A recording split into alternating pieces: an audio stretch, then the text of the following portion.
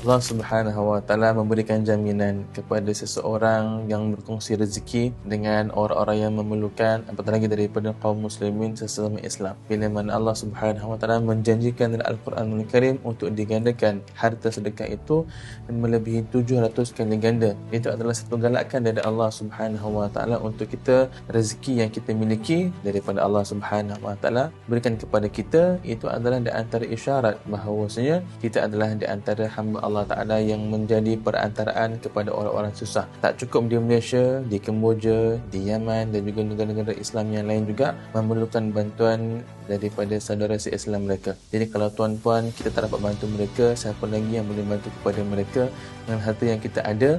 Jangan tunggu kaya baru nak memberi, jangan tunggu banyak baru nak kita bersedekah. Bersedekah di waktu yang kita susah adalah lebih afdal berganda-ganda melebihi sedekah kita di waktu kita senang. Moga-moga apa yang kita berikan kepada mereka, Allah Subhanahu Wa Taala memberikan kepada kita sesuatu yang tak ada jangka-jangka seperti mana janji Allah Subhanahu Wa Taala. Amin Allahumma amin.